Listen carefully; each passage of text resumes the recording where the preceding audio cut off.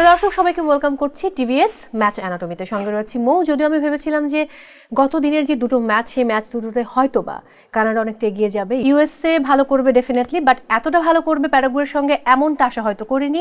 4-1 গোলে জিতে গেল। অন্যদিকে কানাডা হতাশই করেছে, বসনিয়ার সাথে 1-1 গোলে ড্র করেছে। বাট আজকের দিনে হাই ভোল্টেজ ম্যাচ হচ্ছে ব্রাজিল এবং মরক্কো। বাকি 4টি ম্যাচ নিয়ে আমরা কথা বলবো। সঙ্গে আছি মৌ। আপনাদের সবাইকে আরও একবার ওয়েলকাম করছি টিভিএস ম্যাচ অ্যানাটমিতে। আমার সঙ্গে রয়েছেন former captain and goalkeeper Ashraful Islam Rana. কেমন আছেন? আলহামদুলিল্লাহ ভালো। আপনার সাথে বোধহয় প্রথমবার আমার এরকম ফেস টু ফেস বসা হলো, বাট আমরা আড্ডা দিচ্ছিলাম শোয়ের আগে, আড্ডা দিয়ে খুব মজা লাগছিল।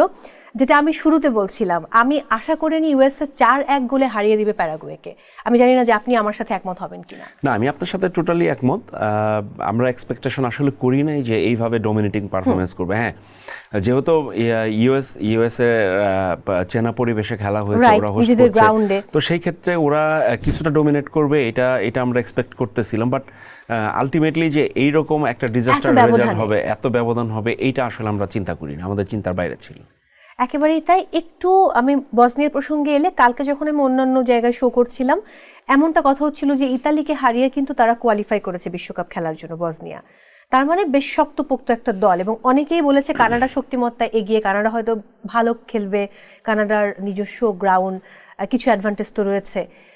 আমি এরকমটা বলছিলাম যে না, বসনিয়া হয়তো খুব শক্তিশালী টিম, বাট বসনিয়া এবং কানাডার যেই পারফরমেন্স এবং 1-1 গোলের ড্র খানিকটা হলেও হতাশ করেছে। আপনি কি বলবেন? আসলে দেখেন, আমি কালকে শোতেও আমরা বেশ কয়েকজন আসলে ওইখানে ছিলাম, আলাপ চলছিল।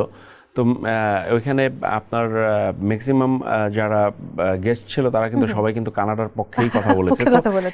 এটা খুব স্বাভাবিক ছিল, কারণ যেহেতু কানাডা হোস্ট করতেছে, যে ওদের দর্শক থাকবে, ওদের একটা এক্সট্রা এনার্জি কাজ করবে, ওইখানে ডমিনেট করবে। তো আপনি যদি বল পজিশনের দিকে তাকান, সেই ক্ষেত্রে কিন্তু 60-40 তো ডমিনেটিং পারফরমেন্সই ছিল। ওদের কিছু চান্স ক্রিয়েট ছিল, যেগুলো গোল অপরচুনিটি ছিল। তো আমার কাছে মনে হয় সেখানে ওদের ব্যাড লাক। তো বসনিয়াকে ওইখানে ছোট করে আসলে দেখার সুযোগ ছিল না, কারণ ওরা গ্রুপ স্টেজে আপনারা জানেন সবাই যে ওরা ইতালির মতো দলকে হারিয়ে কিন্তু এখানে ওয়ার্ল্ড কাপে কোয়ালিফাই করেছে। তো সেই ক্ষেত্রে রেজাল্টের জায়গা থেকে 50-50 হবে, এটা আমার অনুমান ছিল। ও, তার মানে আপনি বলছেন যে দ্যাটস গুড, যেখানে আসলে ম্যাচটা ড্র হয়েছে। এবার কি সামহাও কার্ডের ব্যবহারটা একটু বেশি হচ্ছে, লাল কার্ড এবং ইয়েলো কার্ড। আমরা ফান করেই বলেছি গত বিশ্বকাপের পুরোটা বিশ্বকাপ জুড়ে মাত্র 4টি লাল কার্ড ব্যবহার হয়েছে, আর এবারে বিশ্বকাপের প্রথম ম্যাচেই 3টি লাল কার্ড, এবং গত দিনের ম্যাচে যদি আমরা তাকাই ইয়েলো কার্ডের ব্যবহার রয়েছে। সো এবার কি একটু বেশি কড়া সবকিছু পর্যবেক্ষণ করা হচ্ছে এমন কিছু, নাকি না? না, আসলে দেখেন, গত যে ওয়ার্ল্ড কাপ ছিল ওইখানে 4টা মাত্র রেড কার্ড হয়েছে, আর ফার্স্ট ম্যাচে আমরা দেখেছি 3টা রেড কার্ড। তো এখানে আপনারা জানেন যে ওয়ার্ল্ড কাপের এই ওয়ার্ল্ড কাপটাতে অনেক রুলস চেঞ্জ হয়েছে। তো আমার কাছে মনে হয় সেই জন্য একটু প্রবলেম হচ্ছে। তো আমার কাছে এইটাও মনে হয় যে কার্ড খেলার অংশ, যে রাফ ট্যাকেল বা নেগেটিভ ট্যাকেল যেগুলো হয় সেগুলো তো অবশ্যই কার্ড শো করবে রেফারি, আর এইখানে রুলসের কিছু বাধ্যবাধকতা আছে। তো সেই ক্ষেত্রে আমার কাছে মনে হয় এই ওয়ার্ল্ড কাপটাতে প্রিভিয়াস যে ওয়ার্ল্ড কাপগুলো ছিল তার থেকে একটু আমরা ব্যতিক্রম দেখব কার্ডের জায়গা থেকে। এটা আমাকে একজন বললেন যে তুমি তো ব্রাজিলের সাপোর্ট করো, যিনি কার্ড দেখিয়েছেন রেফারি তো ব্রাজিলের। আমি অবশ্য ভাবছিলাম যে ব্রাজিল বেশ কিছুদিন আসলে ওদের এক্সপেকটেশন অনুযায়ী ভালো রেজাল্ট করে না, এই ওয়ার্ল্ডের বিভিন্ন জায়গা থেকে নেগেটিভ কথাবার্তা আসছে, তার রাগে কিনা ব্রাজিলের রেফারি রেড কার্ড দিল। আজকে যখন ম্যাচ হবে আমরা জানি না যে আজকে কেমনটা হবে, কারণ ব্রাজিলের প্রথম ম্যাচে কিন্তু মরক্কোর সঙ্গে তারা মুখোমুখি হচ্ছে। আর সেই প্রসঙ্গে যাব, তার আগে একটু ইউএসএর প্রসঙ্গে আবার ফিরতে চাই। কেমন দেখেছেন ইউএসএ পারফরমেন্স? দুর্দান্ত করেছে ডেফিনেটলি, বাট তারপরেও যদি আমি বড় টিম বা যেগুলো আমাদের ফেভারিট দল রয়েছে, স্পেন, ফ্রান্স, অন্যদিকে ইংল্যান্ড, আর্জেন্টিনা, পর্তুগাল, এবং পর্তুগালকে নিয়ে কিন্তু এবার অনেকের খুব আশা রয়েছে যে আমরা তো স্টার দেখে দেখে দল করি, কিন্তু পর্তুগালের জার্সিতে কোনো স্টার নেই, বাট পর্তুগালকে নিয়ে সবার ভাবনা কিন্তু অন্য লেভেলের। বা যদি এরকম হয় যে আর্জেন্টিনা পর্তুগাল মুখোমুখি হচ্ছে, সেখানে আমরা মেসি এবং দেখতে পাচ্ছি ক্রিস্টিয়ানো রোনালদো মুখোমুখি হচ্ছেন, সেই ম্যাচ দেখার জন্য আমার মনে হয় যে হিরিক পড়ে যাবে বাংলাদেশে। না, অফকোর্স দেখেন, আমরা এই ওয়ার্ল্ড কাপে যদি সবাই চিন্তা করি তাহলে আপনার ফেভারিট হিসেবে স্পেন আছে, আপনি পর্তুগাল, ফ্রান্স, জার্মানি, আর্জেন্টিনা, কারণ আর্জেন্টিনা চেষ্টা করবে যে লাস্ট ওয়ার্ল্ড কাপটা তারা জিতেছে সেই জায়গাটা ধরে রাখার জন্য। তো অফকোর্স কারণ আমরা লাস্ট 16-17 বছর যদি ফুটবলটাকে ফলো করি তাহলে আমরা দেখব যে মেসি এবং ক্রিস্টিয়ানো রোনালদোর দ্বৈরথটাই চলছে, এবং মডার্ন ফুটবলে যদি এন্টারটেনমেন্টের বড় জায়গা মনে করি তাহলে ক্রিস্টিয়ানো রোনালদো এবং মেসির কিন্তু ফ্যান বেসটা অনেক বড়। তো সেই জায়গার থেকে অবশ্যই আমরা প্রত্যাশা করি যে মেসির একটা ওয়ার্ল্ড কাপ ট্রফি ছিল না, তো সেই জায়গার থেকে 2022-এর যে ওয়ার্ল্ড কাপটা সেই ট্রফিটা উনি পেয়েছে। তো আমরা এটাও প্রত্যাশা করি যে ক্রিস্টিয়ানো রোনালদোর মতো গ্রেট প্লেয়ার, হয়তো বা এটাই তার লাস্ট ওয়ার্ল্ড কাপ, তো আমরা চাইবো যে তার হাতে একটা ওয়ার্ল্ড কাপের ট্রফিটা উঠুক। একেবারেই তাই বাবা, এই প্রথম দেখলাম যে একজন আর্জেন্টাইন সাপোর্টার এত সুন্দর করে বাকিটা বলছেন। সব থেকে বড় কথা হচ্ছে আর্জেন্টিনা আমার ফেভারিট দল। আমি কিন্তু ক্রিস্টিয়ানো রোনালদোকে কিন্তু আমি পছন্দ করি সব থেকে বেশি। দুর্দান্ত। তাহলে ব্রাজিলের গল্পে ফিরে আসি, ব্রাজিল এবং মরক্কো। আপনি অফ ক্যামেরায় বলছিলেন, আমরা আড্ডা দিচ্ছিলাম তখন বলছিলেন ব্রাজিলের এবারের টিমটা কিন্তু খুব শক্তিশালী। অন্যদিকে আমি আবার কাউন্টার দিয়ে বলছিলাম তারপরেও মনে হয় না এবার পারবে। সো সেই গল্পেই ফিরে আসি, কি মনে হয় আজকের দিনে মানে তারা প্রথম এবারের বিশ্বকাপে মুখোমুখি হচ্ছে? দেখেন, আমি ওয়ার্ল্ড কাপে ব্রাজিলকে নিয়ে অনেক বেশি পজিটিভ, কারণ ওদের ওয়ার্ল্ড ক্লাস প্লেয়ার আছে, ওদের একটা ভালো মানের কোচ আছে যে হয়তো বা ব্রাজিলকে নতুনভাবে চেঞ্জ করে দিবে। তো আমার বিশ্বাস, আমি কনফিডেন্ট যারা ব্রাজিল ওরা যদি একটা টিম হয়ে যদি মাঠের ভিতরে অ্যাফোর্ড করতে পারে তো ডেফিনেটলি এই ওয়ার্ল্ড কাপেও তাদের ভালো করার সম্ভাবনা অনেক বেশি। এটা তো গেল অল্প কিছু কথার মধ্যে, যদি একটু ডিটেইলে আমি যাই, আমরা ইয়াকে দিয়ে শুরু করি, তাদের যে কোচ রয়েছেন তাকে দিয়ে শুরু করি। এইটাও গল্প হচ্ছিল, কোচ তিনি আসলে এবারই প্রথমবার যে ব্রাজিল বাইরে থেকে কোচ হায়ার করেছে, ইতালিয়ান কোচ, এবং তার ক্লাব ফুটবলের রেকর্ড কিন্তু খুব ভালো, সম্ভবত 6টি ইউসিএল জিতেছেন। তো সেই জায়গা থেকে তিনিও চাইবেন, তিনি জানেন যে বাকিরা কিভাবে মাঠে কিরকম পারফরমেন্স দেয়। কি মনে হয় যে কি হতে পারে আসলে বাকি কি? না দেখেন, ওনার তো ক্যারিয়ার জুড়ে সাফল্য, তো আমার কাছে মনে হয় ওনার যে দক্ষতা আছে, যে উনি যে টিমের যে ল্যাকিংসগুলো আছে, আমার কাছে মনে হয় টিম বন্ডিং, একটা টিমে অ্যাফোর্ড করা, এক টিম হয়ে খেলা, তো আমার কাছে মনে হয় এই জায়গাটায় উনি কাজ করেছেন, আর ওনার ভিশন অনেক ক্লিয়ার। তো আমার কাছে মনে হয় যে কোচ হিসেবে যে ওনার যে ম্যানেজমেন্ট পাওয়ার আছে, আমার কাছে মনে হয় এই জিনিসগুলো প্লেয়ার সাথে শেয়ার করেছেন, এবং আমার কাছে মনে হয় উনি বেটারটাই চিন্তা করবেন, যে এখানে বেটার কম্বিনেশন প্লে বা বেটার রেজাল্ট যেভাবে হয় উনি সেই জায়গাটা ইনশাল্লাহ উনি দেখবেন। নেইমারের প্রসঙ্গে যদি যাই, কোচ নেইমারকে কিভাবে ব্যবহার করবেন? আসলে দেখেন, নেইমার তো ইনজোর্ড, তো আমরা তো আজকের ম্যাচটাও নেইমারকে মিস করব, এবং আমার যতটুকু মনে হয় নেইমারের যে কন্ডিশন, আমরা হয়তো সেকেন্ড ম্যাচও তাকে মিস করতে পারি। তো নেইমার মাঠে থাকলে এন্টারটেনমেন্টের জায়গাটা অনেক বড় হবে, কারণ নেইমার এক্সট্রাঅর্ডিনারি প্লেয়ার, ও থাকলে যে কোনো সময় খেলার কিন্তু মোড় ঘুরিয়ে দিতে পারে। তো ওই ক্যাপাসিটি ওর ভিতরে আছে। তো ও যদি রিকভারি করে তো কোচ তো ডেফিনেটলি, কোচ যেহেতু ওকে স্কোয়াডে রেখেছে তখনও কিন্তু ইনজোর্ড ছিল, তো ওর প্রতি ওই বিশ্বাসটা, আস্থার জায়গাটা আছে। ও যদি সুস্থ হয়ে আসে কোচ ওকে বেশ ভালো মতোই হয়তো বা ব্যবহার করার সুযোগ থাকবে। আর যদি বাকি প্লেয়ারদের নিয়ে বলি তাহলে কার কার কথা উল্লেখ করবেন? আপনার এইখানে দেখেন ভিনিসিয়াস আছে, তো ও তো ওয়ার্ল্ডের বেস্ট একজন উইঙ্গার, তো ওদের একজন ভালো স্টপার ব্যাক আছেন যে হিউজ এক্সপিরিয়েন্স, আপনার অ্যালিসন বেকার আছে, গোলকিপার এডারসন আছে। সো আমার কাছে মনে হয় যে ক্যাসিমিরো আছে, তো এরা তো অনেক এক্সপিরিয়েন্স প্লেয়ার। তো আমার কাছে মনে হয় এরা যদি এদের জায়গা থেকে বেস্ট এফোর্টটা দিতে পারে তো আমার কাছে মনে হয় ভালো রেজাল্ট আশা করা অবশ্যই উচিত। রাইট। ফিফা র্যাঙ্কিংয়ে বাকি যে টিমগুলো এখন পর্যন্ত খেলেছে, 4টি ম্যাচ হয়েছে, 4টি টিম, তাদের কিন্তু র্যাঙ্কিং অনেক গ্যাপ ছিল। যদিও ব্রাজিলের র্যাঙ্কিং 6 ফিফাতে, অন্যদিকে মরক্কো হচ্ছে 7, এবং এই দুটো টিম মুখোমুখি হয়েছে 3বার এখন পর্যন্ত। ব্রাজিল 2বার জিতেছে, অন্যদিকে মরক্কো 1বার জয়লাভ করেছে, কোনো ম্যাচ ড্র হয়নি। তো সেই জায়গা থেকে আমার কাছে মনে হচ্ছে যে মরক্কোকেও কিন্তু পিছিয়ে রাখার কোনো সুযোগ নেই, কারণ মরক্কো ভালো খেলবে, উই হোপ।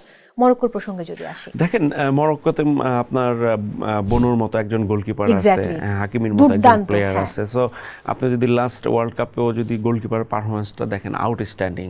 সো আমার কাছে মনে হয় যে ওরা টিম হিসেবে অনেক বেটার, ওরা টিম হিসেবে আপনার এফোর্টটা করে। সো আমার ওই জায়গাতেও ওরা বেটার পারফরমেন্স করবে এটা আমরা এক্সপেক্ট করি, এবং আমার কাছে মনে হয় ব্রাজিল এবং মরক্কোর ম্যাচটা আছে এটা অনেক ভালো একটা ম্যাচ হবে, এবং আমরা সবাই যারা ফুটবল ফ্যান আছি আমরা এই জায়গাটা এন্টারটেনমেন্টের জায়গা পুরোপুরি আমরা হয়তো দেখতে পারবো একেবারেই। এবং হাকিমি আমি ভুল না করলে মরক্কোর জন্য কিন্তু 11 গোল করেছে ইন্টারন্যাশনালি।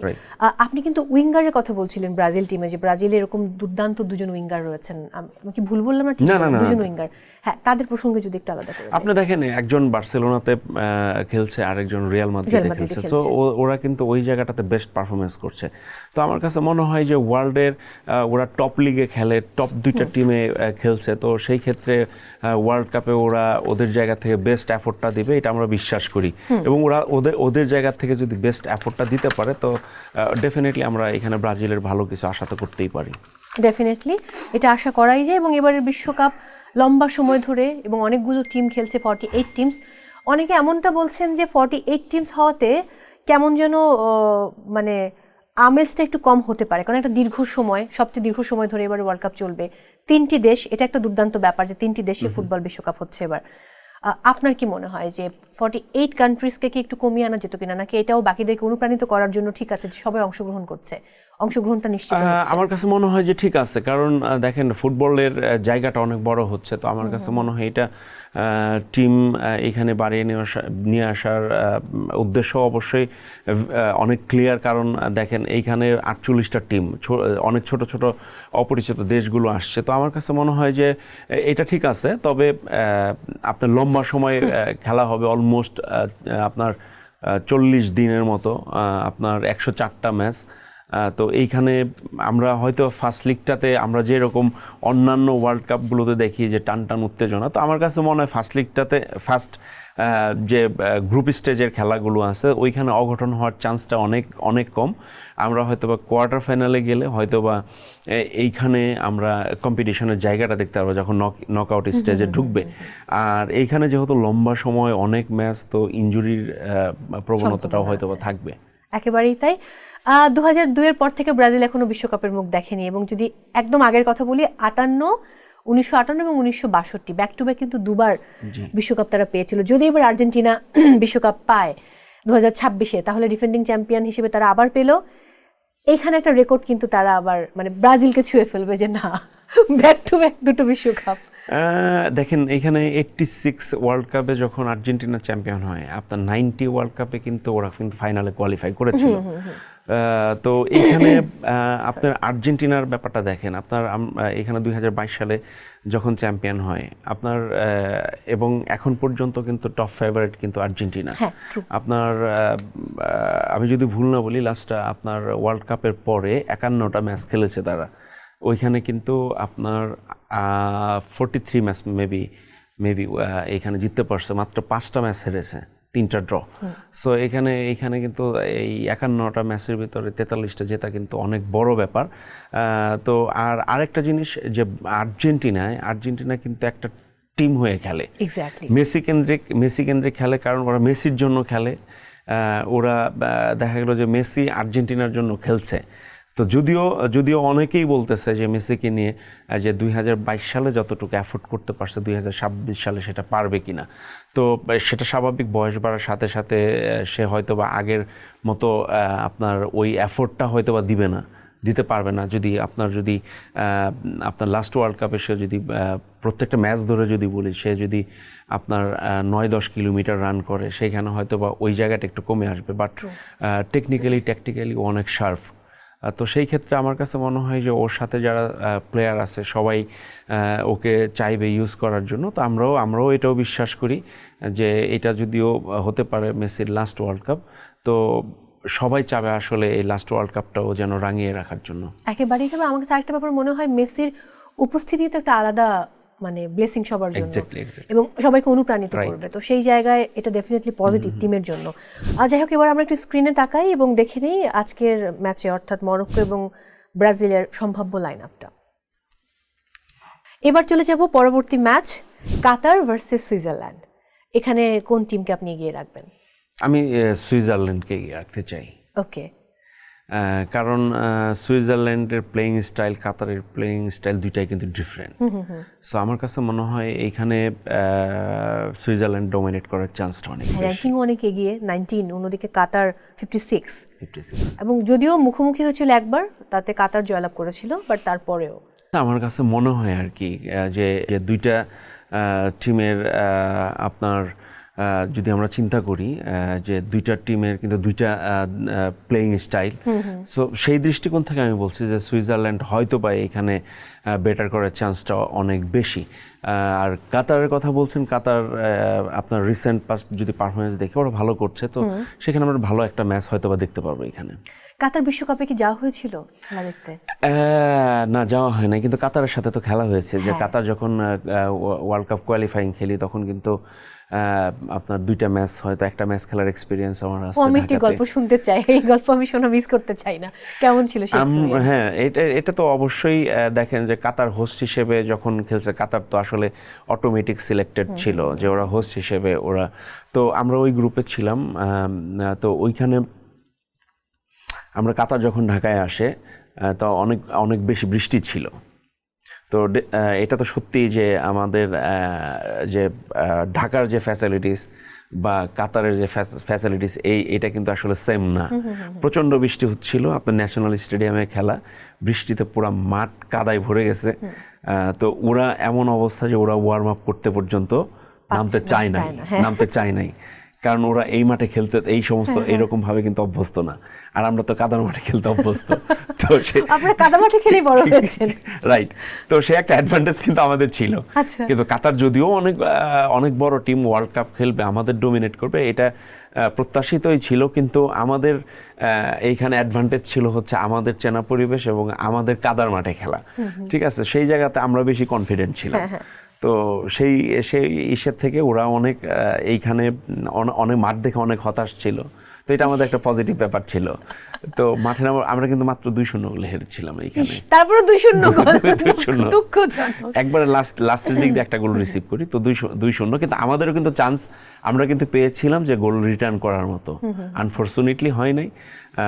তো তারপরে আবার কাতার গিয়ে আমরা 5-0 গোলে হেরে যাই।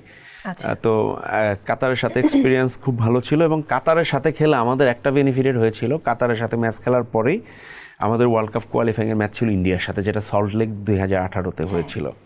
তো আমরা যখন কাতারের সাথে ফেস করে যখন ইন্ডিয়াতে যাই, তো তখন স্বাভাবিকভাবেই ইন্ডিয়া আমাদেরকে খুবই আন্ডার এস্টিমেট করতেছিল।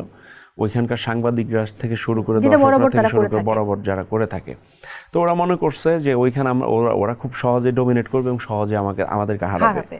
তো আমাদের কনফিডেন্টের জায়গা অনেক হাই ছিল, কারণ কাতারের সাথে আমরা মাত্র 3 দিন আগে ম্যাচ খেলে গেছি। তো সেইখানে আমরা বেশি কনফিডেন্ট ছিলাম, আমাদের প্লেয়াররা অনেক বেশি কনফিডেন্ট ছিল যে আমরা কাতারের সাথে যে ম্যাচটা খেলেছি, যদি ইন্ডিয়ার সাথে আমরা সল্টলেকে যদি আমরা খেলতে পারি, তো আমরা এইখানে বেটার রেজাল্ট করতে পারবো। তো আপনি বিশ্বাস করবেন না, ওইখানে অলমোস্ট 90,000-এর মতো এখানে মনে করেন আপনার দর্শক ছিল, অডিয়েন্স ছিল। তো সেইখানে কিন্তু আমাদের 3,000 থেকে 4,000 বাঙালি সমর্থক ছিল এখানে। তো আমরা এমনও আমরা মানে চান্স ছিল যে ইন্ডিয়ার সাথে আমরা যদি 3 থেকে 4 গোলে জিততে পারতাম, তাহলে কিন্তু অবিশ্বাস্য কোনো কিছু ছিল না। আমরা কিন্তু 100 গোলে লিড করতেছিলাম 88 মিনিটস মেবি। তখন আমরা একটা গোল রিসিভ করে 1-1 ড্র হয়। কি দুঃখজনক, মানে মনে হয় 89 মিনিট থেকে যদি মানে ভ্যানিশ করে দেয়া যেত তাহলে খুব ভালো হতো। তার আগে কিন্তু আমরা 1-1 2 থেকে 3টা চান্স মিস করেছি, ব্যাড লাক। না হলে ওই ম্যাচটা আমরা জিততে পারতাম। মানে আসলেই দুঃখজনক। যাই হোক, বাংলাদেশ ফুটবল নিয়ে তো আমাদের স্বপ্নের শেষ নেই। এখন নতুন করে আবার হয়তো সেই স্বপ্ন ডানা মেলছে যে হয়তো আমরা ভবিষ্যতে অনেক ভালো করবো, কারণ বাংলাদেশের মানুষের যে পরিমাণ ক্রেজ ফুটবল নিয়ে। আমি চলে যাই পরের ম্যাচটাতে, আমার হাতে সময় কম, অস্ট্রেলিয়া এবং টার্কি। ডেফিনেটলি আপনি অস্ট্রেলিয়াকে হয়তো অস্ট্রেলিয়া তারপরে যদি একটু জানতে চাই অস্ট্রেলিয়ার শক্তিমত্তা জায়গাগুলো কোথায়? অস্ট্রেলিয়ার প্লেইং স্টাইল, আপনার টেকনিক্যালি আপনার অস্ট্রেলিয়া অনেক বেশি এগিয়ে থাকবে, কারণ অস্ট্রেলিয়ার সাথে আমরাও কিন্তু ম্যাচ খেলেছি। অস্ট্রেলিয়ার সাথে আমরা ম্যাচ খেলেছি, খুব কাছ থেকে দেখা। তো এখানে ডেফিনেটলি অস্ট্রেলিয়া এখানে উইন করার পসিবিলিটি অনেক বেশি থাকে। এক্স্যাক্টলি। এবং অস্ট্রেলিয়া ফিফা র্যাঙ্কিংয়ে 27 পজিশন, অন্যদিকে টার্কি 22। যদিও র্যাঙ্কিংটা খুব একটা ম্যাটার করে না, মাঠের পারফরমেন্সটা খুব গুরুত্বপূর্ণ। এখানে কিছু কিছু সময় হয়তো বা র্যাঙ্কিংটা অনেক বেশি ম্যাটার করে, কারণ দেখেন যখন একটা ওয়ার্ল্ডে র্যাঙ্কিংয়ে 5 নাম্বার র্যাঙ্কিংয়ের সাথে যখন একটা 70 বা 80 নাম্বার র্যাঙ্কিং খেলবে, তখন কিন্তু ওরা মানসিকভাবে কিন্তু একটু হইলেও কিন্তু ব্যাকফুটে থাকবে। যারা যারা পিছনের সারির টিমগুলো তারা কিন্তু একটু মনে করেন আপনি মানসিকভাবে পেছানো থাকে। তো এই জিনিসগুলো হয়তো বা ম্যাচের ভিতরে ইম্প্যাক্ট ফেলে। তো ক্লোজ যে সমস্ত র্যাঙ্কিংগুলো থাকে বা যে সমস্ত টিমগুলো থাকে ওইগুলোতে আসলে মাঠের পারফরমেন্সটা খুব গুরুত্বপূর্ণ। যদিও তারা কখনো বিশ্বকাপে মুখোমুখি হয়নি, অস্ট্রেলিয়া এবং টার্কি অন্য দুটো ম্যাচ খেলেছে এবং সেখানে দুটো ম্যাচেই কিন্তু টার্কি জয়লাভ করেছে, বাট সেটা ডাজন্ট ম্যাটার। এখন পারফরমেন্সটা কেমন, কতটুকু তারা অভিজ্ঞ, সেটা হচ্ছে ডিপেন্ড করে। অফকোর্স, কারণ আমি যেটা বলতে চাচ্ছি যে অন্য ম্যাচের থেকে কিন্তু ওয়ার্ল্ড কাপের প্ল্যাটফর্মটা ডিফারেন্ট, ঠিক আছে? তো আমার কাছে মনে হয় যে অস্ট্রেলিয়ার যে বর্তমান পারফরমেন্স, তো সেই ক্ষেত্রে জেতার চান্সটা অনেক বেশি থাকবে। যদি মাঠের ভিতরে যদি পারফরমেন্স শো করতে পারে, তাহলে অবশ্যই এখানে যে এই সমস্ত ম্যাচগুলোতে আপনার যে সমস্ত চান্সগুলো পাবেন, ছোট ছোট চান্সগুলো পাবেন, সেইগুলোকে আসলে কাজে লাগাতে হবে। যে টিম আপনার কাজে লাগাতে পারবে সেই টিমের আপনার জেতার চান্সটা অনেক বেশি থাকে। একেবারেতে অসংখ্য ধন্যবাদ আজকে সময় দেওয়ার জন্য। অনেক অনেক ভালো থাকুন। দর্শকদের উদ্দেশ্যে ধন্যবাদ আপনাকে। না, দর্শকদের এটাই বলতে চাই যে আমরা আসলে ওয়ার্ল্ড কাপটা আসলে অনেক বেশি এনজয় করতে চাই, যে আপনারা যে যেখানেই থাকেন নিরাপদে থাকেন এবং খেলাটা উপভোগ করেন। আর লাস্টলি এটা বলতে চাই যে আমাদের বাংলাদেশ টিমের জন্য দোয়া করেন যেন বাংলাদেশ টিমটাও যেন কোনো একটা সময় যেন ওয়ার্ল্ড কাপ খেলতে পারে। একদম, এটা যে আমাদের কত বড় স্বপ্ন, নিশ্চয়ই সেই স্বপ্ন একদিন পূরণ হবে। প্রিয় দর্শক, বিদায় নিচ্ছি আজকের মতো। ডেফিনেটলি ম্যাচগুলো দেখবেন। আর এখন যেহেতু ওয়ার্ল্ড কাপের মৌসুম, অনেক দিকে মনোযোগ না দিয়ে একটু এদিকে মনোযোগ দিলে হয়তো মনটা ভালো থাকবে, পাশে মানুষটিকে ভালো রাখবেন, আর দেখতে থাকবেন টিভিএস ম্যাচ অ্যানাটমি।